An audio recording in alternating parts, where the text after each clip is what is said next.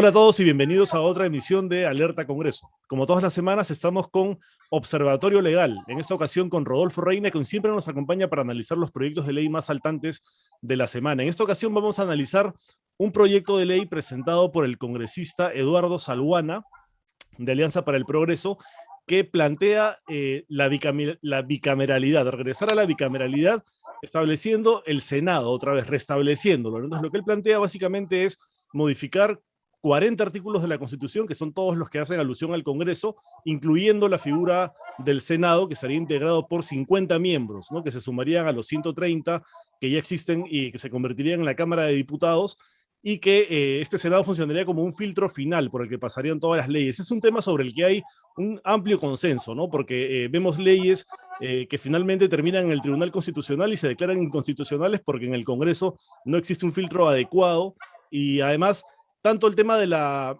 Cámara de Senadores como el tema de la reelección son dos reformas en las que la mayoría están de acuerdo, que se deben impulsar para arreglar de alguna manera el problema en el que estamos y salir de esta crisis política. Pero ahora vamos a ahondar en este proyecto. ¿Cuál es tu opinión, Rodolfo, sobre este proyecto en particular presentado por el congresista Salguana de APP? Bueno, en principio creo que la primera reflexión que nos merece este proyecto de ley es ver su viabilidad en el contexto actual, ¿no? Sin duda es un tema importante y no es nuevo, es un tema que se ha discutido ya desde el año 2001 en el escenario político, en el escenario parlamentario. Sin embargo, yo creo que con un parlamento con una aprobación del 11% es muy difícil sacar adelante una reforma de esta magnitud. Y como tú bien has dicho, en efecto, esta propuesta es una propuesta que no es reciente. Viene desde la época del expresidente Valentín Paniagua, cuando él convocó a una comisión de expertos y justamente una de sus recomendaciones centrales fue el restablecer el sistema bicameral. Luego, durante el gobierno de Alejandro Toledo, como todos saben, se inició un gran debate sobre la reforma total de la Constitución del 93 y también se planteó el restablecimiento del sistema bicameral. De igual manera, durante el gobierno de Alan García y el gobierno de Ollanta hubieron debates, se aprobaron en dictámenes la posibilidad de restablecer el sistema bicameral en el país. Y finalmente, durante el gobierno de Vizcarra, inclusive se promovió desde el gobierno un proyecto para restablecer el sistema bicameral. Lamentablemente, el gobierno de entonces, el gobierno de Martín Vizcarra, entendió que el Parlamento aprobó una reforma que había desnaturalizado su propuesta y por ende hizo una campaña en contra de apoyar la ratificación en el referéndum de esta reforma constitucional y quedó una vez más trunca esta reforma constitucional que, como vuelvo a repetir, resulta importante. En este Parlamento existen ya 3 proyectos de ley de reforma constitucional restableciendo el sistema bicameral. De allí que creo que todavía falta mucho por avanzar en el aspecto político de generar un acuerdo que permita el restablecimiento del Senado en el país. Sin embargo, dicho esto, creo que es importante tener en cuenta algunos argumentos que procuran a favor de restablecer el sistema bicameral. En principio, la constitución histórica del país, de las 12 constituciones que hemos tenido, solamente 2 fueron unicamerales. La tradición constitucional es el sistema bicameral en el país. Otro tema que también refuerza la idea de restablecer el sistema bicameral es un problema de la subrepresentación. Actualmente, cada congresista representa 246.000 habitantes en el Perú. En el año 1981, cada parlamentario representaba 74.000 habitantes en el país. Y en el año 1993, 188.000. Además, Entonces vemos. entiendo, Rodolfo, que el Perú es uno de los países que tiene una menor representatividad en cuanto a números en la región, ¿no? Que, digamos, cada congresista representa un número muy grande de habitantes o de ciudadanos. Así es, en efecto, ese es lo que se llama el problema de la subrepresentación. Y efectivamente el Perú es el que representa más ciudadanos en la región, y eso obviamente afecta la función de representación que tiene el Parlamento. De allí que es necesario corregir eso. Y es por eso que uno de los argumentos por restablecer el sistema bicameral es justamente eso, pero no solamente por el tema de su representación desde el punto de vista de congresista y el número de ciudadanos el número de habitantes que representa, sino también es también procurar una mejor calidad de la representación. Y para eso tiene que modificarse, obviamente, la forma de las circunscripciones electorales que tiene el país actualmente. Y en ese sentido, este proyecto también apunta a una mejora de la forma como debe representar el parlamentario a sus electores. Pero otro argumento también es, sin duda, el hecho de que el Senado va a contribuir o el sistema bicameral a mejorar la calidad de la función legislativa del Parlamento. ¿Por qué? Porque se convierte en una instancia de reflexión o de revisión de las leyes que puedan ser aprobadas en la Cámara de Diputados. En efecto, todo esto apunta a restablecer el sistema bicameral. Pero como dije anteriormente, este tema no es nuevo, entonces hay ciertos consensos sobre cómo debe funcionar el sistema bicameral. En primer lugar, y también lo recoge este proyecto de ley, es que debe estar clara las competencias que debe tener la Cámara de Diputados y el Senado de la República. O sea, no puede haber duplicidad de funciones, a efectos de no caer en lo que ocurría en el modelo bicameral de la Constitución del 79. Entonces hay que mejorar o perfeccionar eso. Eso ya había un acuerdo y todos los dictámenes que se han dado durante estos últimos 20 años han procurado establecer con precisión las competencias de ambas cámaras. Y dicho de esa perspectiva, la Cámara de Diputados es la Cámara política por excelencia, donde ahí se harán las interpelaciones, harán las estaciones de preguntas, las invitaciones a los ministros, el inicio de la acusación constitucional y las censuras, el funcionamiento de las comisiones investigadoras, etc. O sea, es una Cámara política por excelencia. Y la Cámara del Senado, el Senado tiene que ser una Cámara de reflexión, una Cámara que tenga como función fundamental la revisión de los proyectos de ley que se aprueben en la Cámara de Diputados. Y adicionalmente tendrá la función importantísima de designar a los altos funcionarios de Estado, Defensor del Pueblo, Tribunal Constitucional, Junta Nacional de Justicia, etc. Entonces, ese es un poco lo que debe procurarse, una distribución clara de las competencias de ambas cámaras para efectos de lograr una mayor eficacia o eficiencia en el procedimiento parlamentario. Porque nosotros hemos notado que esta deficiencia o esta falta de revisión o de espacio de reflexión de la función legislativa nos ha llevado a un populismo legislativo o una demagogia legislativa. Por ejemplo, desde el año 2021 a la fecha se han presentado más de 35.000 proyectos de ley al Congreso de la República. Esto es una cifra terrible, ¿no es cierto? Eso solamente puede ser un indicio de que no hay un verdadero filtro de la calidad de los proyectos de ley que se presentan. No, además, Rodolfo, lo que ha pasado esta semana, ¿no? Que el Congreso ha aprobado varias normas abiertamente contrarreformistas, ¿no? Está lo de la SUNEDU, luego los retiros de AFPs, y todas las semanas tenemos noticias de normas que se aprueban y que muchas veces son declaradas inconstitucionales al final, justamente porque no hay un filtro que verifique que están pasando por un análisis adecuado y que se trata de normas por lo menos legales, que no contradicen el ordenamiento jurídico, que sería la función del Senado, ¿no es así? Así es, o sea, de repente, por ejemplo, estas normas de contrarreforma universitaria, estas normas de contrarreforma electoral, que podrían haber sido aprobadas, digamos, en el escenario de un sistema bicameral en la Cámara de Diputados, a raíz de los comentarios, los cuestionamientos, etcétera, hubieran permitido una mayor reflexión en el Senado, un perfeccionamiento o el rechazo de la iniciativa legislativa. Sin embargo, hoy no tenemos eso. Hoy tenemos a un Poder Ejecutivo que actúa también, si bien es cierto, es su facultad, como una instancia de revisión, porque ante las críticas se refugian en la observación presidencial a las autógrafas aprobadas en el Parlamento, e inclusive a acciones de garantía, como tú mismo habías señalado. Pero eso de ahí se evitaría si tendríamos un Senado que actúe como instancia de revisión y de reflexión, sobre todo, respecto a los aportes o cuestionamientos que se puedan hacer a una iniciativa legislativa aprobada en la Cámara de Diputados. Y lo que tú dices tienes mucha razón. Lamentablemente, en un sistema unicameral se había pensado en la segunda votación como una instancia de reflexión y una instancia de poder meditar mejor lo que se aprobaba en la primera votación. Sin embargo, nosotros sabemos que la práctica parlamentaria, ya sea por la Junta de Portavoces o por el Pleno del Congreso, prácticamente la segunda votación es letra muerta.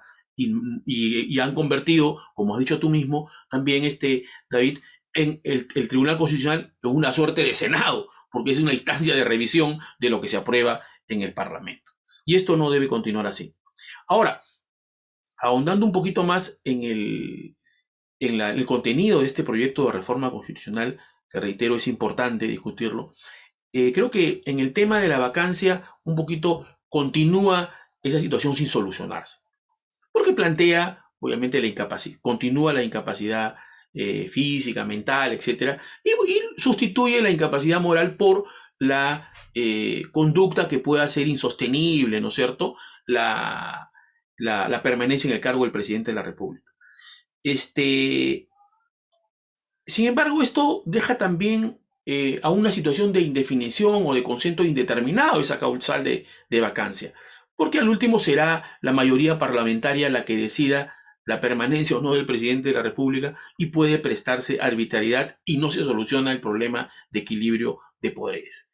Entonces, yo creo que ahí debería definirse las dos opciones que actualmente existen. Por un lado, hay unos que plantean que se elimine la causal de incapacidad moral, ¿no es cierto? Y otros que dicen que ese procedimiento de incapacidad moral o de una conducta que haga insostenible la permanencia en el cargo del presidente de la República deba tramitarse a través de un procedimiento de acusación constitucional para garantizar un debido proceso y sobre todo el debido proceso de reflexión del Parlamento respecto a la situación del presidente. Entonces, existen propuestas de mejoría de esta causal de vacancia por incapacidad moral. Sin embargo, eso no es solucionado en este proyecto de reforma.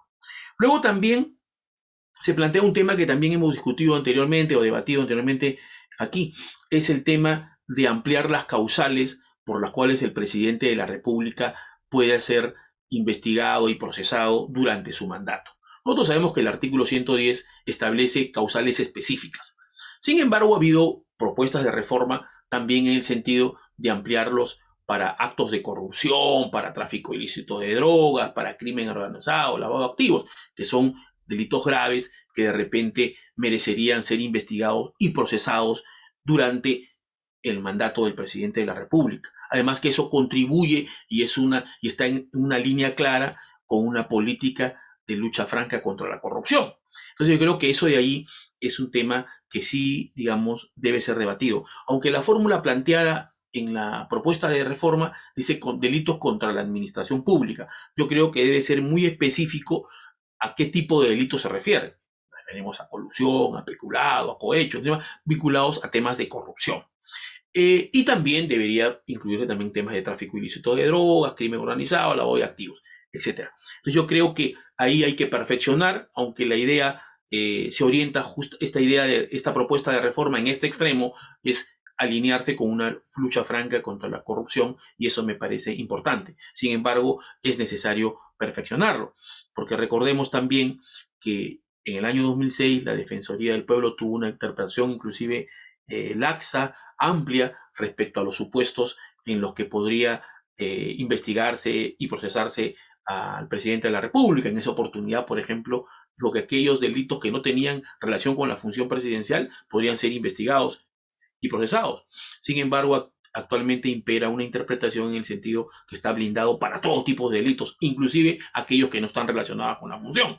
Entonces, ese tipo de reflexiones deben plantearse y debe de una solución clara en base a los criterios que ya estoy exponiendo. Otro tema también que se plantea en esta reforma y que son dignos de mencionar son el tema, en la lógica de buscar una mejor representación política, se están modificando los criterios de las inscripciones electorales. Por ejemplo, para la Cámara de Diputados sería un distrito múltiple, como existe actualmente, y para el Senado sería un sistema electoral múltiple, basado en un distrito único y un distrito múltiple. O sea, de los 50 senadores, 25 provendrían de un distrito nacional y otros vendrían de distritos múltiples relacionados a cada circunscripción electoral. Ahora, ustedes dirán, ¿por qué es importante esta combinación entre distrito múltiple, que es por cada circunscripción, y un distrito nacional? Explícanos eso, por Porque, favor. sí, ¿por qué es importante este tema? Porque cuando el congresista, sea diputado, senador, parlamentario, etcétera, representa a una circunscripción electoral solamente, puede ser Lima provincia, Lima, etcétera, la agenda política que lleva al Parlamento se circunscribe a esa agenda local muchas veces. Entonces no ve la agenda nacional, porque obviamente como se elige por una circunscripción electoral determinada, la agenda política, el control político lo circunscribe a el tema local. En cambio, cuando hay representantes de carácter nacional, Ujú. entonces la agenda política que él lleva al Parlamento por ser haber sido elegido por un distrito nacional, entonces el único nacional, la agenda que él lleva es una agenda macro, es una agenda de interés nacional. Claro, Entonces las combinas, en esa lógica el Senado debería ser más bien nacional, más que por distritos, ¿no? claro, lo que pasa es que aquí en el planteamiento es un mix, ¿no? Plantea la mitad por distrito múltiple y la otra mitad por distrito nacional. Ahora, efectivamente, como dices tú, lo ideal, y había otras propuestas, era que el Senado sea por distrito nacional para que ellos trasladen los grandes temas nacionales a la agenda política del Parlamento. Para que vean el Sí, bosque y no solamente el árbol, ¿no? así es. Entonces, esa combinación es importante. Entonces, apuntar a eso mejoraría el sistema de representación. Pero ahora, este problema de representación, si bien es importante en lo que se plantea, inclusive con algunos perfeccionamientos, hay otros temas también que se han omitido. Por ejemplo, en el tema de las inscripciones electorales, debería pensarse, quizás no necesariamente por una reforma, pero como una medida electoral complementaria de crear subdistritos electorales en Lima por el nivel de población que tiene, porque obviamente, e inclusive se pensó de que puede haber subdistritos por conos para perfeccionar la representatividad, porque Lima es una institución electoral de una la gran cantidad de electores y que necesita pues subdistritos electorales que permitan acercar los intereses de la población Ujú. en el Parlamento. Entonces si lo distribuimos en conos, mejoraría la representación política. Tendríamos representantes por el cono oeste de Lima, por el cono oeste, por el cono sur, por el cono norte. Entonces, eso mejoraría porque permitiría acercar la demanda de la población en la agenda política del parlamentario. Eso lo perfeccionaría. Ahora es cierto, también hay otras propuestas donde hablan también de, de algún tipo de sustitución uninominal, binominal, a efectos también de acercar a la población con su representado. Y eso también redunda en una mejor representación política del Congreso. Y eso también debe estar presente en un debate de esta envergadura. Luego también están planteando que los candidatos presidenciales eh, puedan participar también en las listas congresales. Esto, si bien es cierto, algunos lo cuestionan, sin embargo, desde mi punto de vista es importante, porque permitiría que los candidatos presidenciales que tienen un liderazgo, se entiende, en cada agrupación política, participen en el debate político en el Parlamento, en el caso de no ser elegidos. Y eso facilitaría los acuerdos políticos y los grandes consensos que se necesitan para sacar adelante las grandes reformas estructurales que el país necesita. Entonces, desde mi punto de vista es importante. Lo que pasa es que muchos han cuestionado, digamos, las experiencias recientes que hemos tenido con los presidentes de la República. Tenemos un presidente de la República eh, condenado, tenemos presidentes de la República procesados penalmente por actos de corrupción. Entonces, esto hace muy sensible la opinión en pública en querer tener a candidatos presidenciales o ex candidatos presidenciales en el Congreso. Pero me parece que eso sería importante y un aporte importante para ese sentido. Inclusive, yo me atrevería a plantear la posibilidad de que restablezcamos la figura del senador vitalicio, que también es cuestionada porque obviamente tenemos en el referente colectivo más cercano la experiencia de, como mencioné, de presidentes condenados y procesados penalmente. Pero independientemente de las figuras, aquí estamos hablando de instituciones. Y yo creo que es valioso que un expresidente de la República aporte su experiencia al debate parlamentario, independientemente de las experiencias negativas o positivas que podamos haber vivido en los últimos 30 años. Entonces, lo que yo creo que como un aporte a ese debate y ese enriquecimiento y ese fortalecimiento importante, al fortalecimiento del Parlamento, es importante tener la presencia de expresidentes en el Congreso de la República. Sin embargo, hay otros temas que creo que están ausentes y que en una reforma de esta magnitud debió discutirse o proponerse, es discutir el tema de la renovación parcial del Parlamento. Ya ha habido propuestas en ese sentido durante estos 20 años de mecanismos que hagan operativo esta renovación del Parlamento. Renovación Parlamento que permite que la realidad política que vive el país o que está fuera del Congreso se retroalimente y se refleje en la institucionalidad parlamentaria. Puede ser una renovación parcial, por mitades, una renovación por tercios, ya es un tema de detalle, pero sin embargo debería plantearse el tema de la renovación parcial del Parlamento. Otro tema que está ausente y también es controvertido, pero justamente este tipo de macro reformas que se plantean son el espacio para discutirlas. Es el tema de la renuncia parlamentaria. Algunos cuestionaban la renuncia parlamentaria porque decía que el gobierno podría ejercer un tipo de presión sobre los parlamentarios de oposición para obligarlos a renunciar. Pero creo que es importante discutir el tema de la renuncia parlamentaria. Recordemos que han habido acciones hasta garantías constitucionales interpuestas respecto a defender el derecho a renunciar al cargo. Inclusive ha motivado una serie de pronunciamientos de la justicia constitucional. Entonces yo creo que es un tema que debería plantearse. El otro tema que debía plantearse también, de repente no en la reforma, pero sí en normas complementarias que se empaqueten con esta propuesta, es el tema de el tema de la duración del mandato de las presidencias del Congreso o de las comisiones. En otros países, las mesas directivas del Congreso duran todo el periodo parlamentario y le dan cierta estabilidad política a las reglas de juego.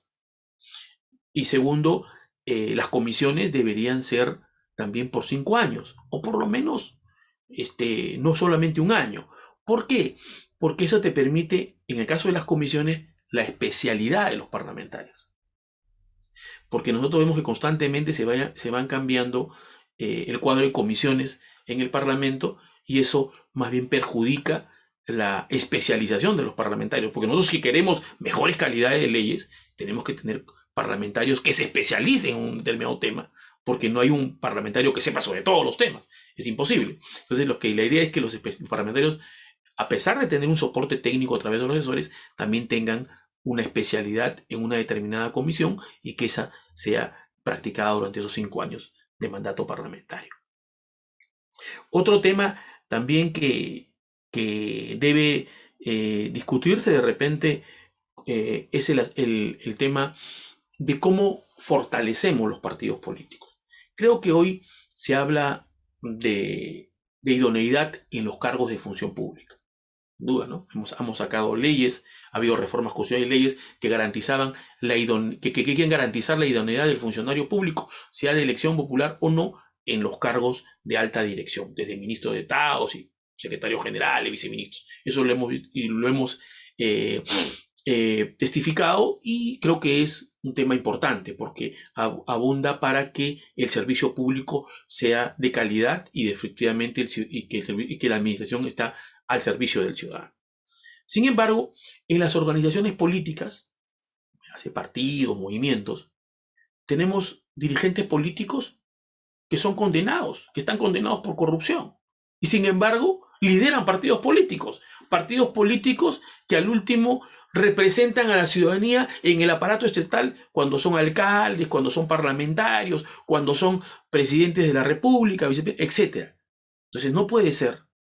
Si buscamos una actitud coherente, es importante que también los dirigentes políticos de los partidos tengan esa prohibición. No puede ser que condenados de corrupción o condenados por otro tipo de delitos graves estén dirigiendo los partidos políticos, ¿cierto? Entonces yo creo que esa es una reforma o una tarea pendiente que tenemos que hacer para fortalecer los partidos y para ganar en la legitimidad del sistema político. Otro tema que es importante y que de alguna manera contribuiría o está afectando actualmente la posibilidad de que una reforma de este tipo, que es importante, gane legitimidad en la población, es también el manejo de la gestión administrativa del Parlamento. Creo, Justamente en Epicentro hemos publicado un gran reportaje de Gabriela García donde demuestra cómo se contrata al personal en el Congreso. Hay un exceso de personal, pero que ya es abrumador y que genera un costo excesivo. Entonces, si se instaura un Senado, es muy probable que con ese argumento pretendan contratar aún más personal. así es. Bueno, como te decía, y siempre lo he dicho en anteriores comentarios, la reforma del Parlamento tiene que comprender dos aspectos. La reforma política, que tiene que ver con el funcionamiento legislativo, de control político, y que debe ser perfeccionada y fortalecida, y también una reforma administrativa del Parlamento. Porque lamentablemente la reforma administrativa del Parlamento este, ah, genera una situación de falta de legitimidad, de descrédito ante la población, porque perciben al Congreso como un órgano que no usa racionalmente los recursos que provienen del impuesto de todos los peruanos. Entonces, yo creo que es importante una reforma administrativa. Es cierto, y hay que decirlo, que el Congreso, por su propia naturaleza, tiene una autonomía, que está prevista en el artículo 94 de la Constitución Política. Una autonomía reforzada, es una autonomía que no tiene otro poder del Estado o otro organismo constitucional autónomo. ¿Por qué? Porque el Congreso de la República tiene una función especial, una función constitucional relevante, y que solamente él ejerce, que es la función de control político del gobierno. Entonces, como tienes una función de control político del gobierno, es obvio que tenga ciertas garantías para ejercer esa función sin ninguna presión externa, especialmente del gobierno de turno. Entonces, debe tener la capacidad de gobernar su economía, la capacidad de autorregularse en muchos aspectos. ¿Por qué? Porque tiene que garantizarse la intromisión del poder político de turno, porque su función primordial ya en los parlamentos modernos, antes que la función legislativa, es la función de control del gobierno, es la de fiscalización del gobierno. Entonces tiene que dotado de una autonomía reforzada que le permita ejercer correctamente y libremente esa función. Sin embargo, esta autonomía no puede servir de pretexto para abusar de ella misma, para convertirse en una isla jurídica donde los sistemas administrativos que regulan todo no se les aplique. Entonces, a raíz justamente de haber visto el reportaje que ha hecho Epicentro, podemos constatar cómo el presupuesto del 2001 se ha incrementado, del Congreso, a eso me refiero, de 298 millones a 879 millones de soles. Cómo la planilla de remuneraciones del Congreso del 2001 se incrementó de 141 a este año a 626 millones de soles. Este tipo de incrementos obviamente evidencian un uso no adecuado de los recursos públicos que al último enfrentan a la población con el Parlamento. Entonces, esto tiene que ser corregido. Además, si nosotros creemos en un Parlamento que sea más eficiente, con mejor calidad de la función legislativa y de control político, tiene que estar acompañado por un equipo, un servidor parlamentario que esté guiado por la meritocracia. Y como ha revelado el reportaje de Epicentro, en el Congreso no existe meritocracia. En el Congreso más del 95% de los trabajadores han ingresado sin concurso público y adquieren la estabilidad laboral y, sin concurso público. Entonces, eso de ahí es algo negativo para el fortalecimiento de la carrera del servicio parlamentario, ¿no? Entonces, desde ese punto de vista, creo yo que es necesario hacer unas correcciones. Y lamentablemente, las sucesivas administraciones han, más bien han petardeado un proceso de reforma integral del servicio administrativo. Se dio un estatuto del servicio parlamentario, como ha revelado el reportaje de Epicentro, y a los 2 años se suspende su vigencia. Más bien se flexibiliza a través de muchos acuerdos de mesa directiva los requisitos para acceder a cargos de confianza al servicio parlamentario. ¿Por qué? Porque lamentablemente existe, se traslada equivocadamente los acuerdos políticos que son propios de la función política, legislativa, parlamentaria y que son deseados, esos acuerdos políticos se trasladan a la gestión administrativa. Entonces, lo que ocurre es que la administración se convierte también en parte de esa distribución de poder que existe en el Parlamento y lo cual, lejos de favorecerla, nos perjudica gravemente porque tenemos un Parlamento desprestigiado que no puede encarar estas reformas importantes que necesita el país. Ujú. Bueno, muy, muy interesante tu análisis y, digamos, a mí me parece también que el congresista Salguara intenta recoger de alguna manera este pedido ciudadano que hay, no solamente el que se vayan todos, ¿no? Sino el que se vayan todos acompañado de una reforma de las reglas de juego. Esto apuntaría a este tipo de reforma, sin embargo, como señalas, se requiere una reforma integral, ¿no? Porque si se reforma, digamos, por partes las reglas de juego, no hay una visión macro de todo el sistema que permita una reforma, digamos, que solucione los problemas que tenemos y que nos han llevado a esta crisis en la que estamos. Entonces vamos a ver cómo recibe el Parlamento esta propuesta de ley y qué sucede en las siguientes semanas cuando pase por comisiones y si es que llega al Pleno y se convierte finalmente en una reforma constitucional. Muchas gracias, Rodolfo, y gracias a todos los que nos siguen en Alerta Congreso. Hasta luego. Gracias.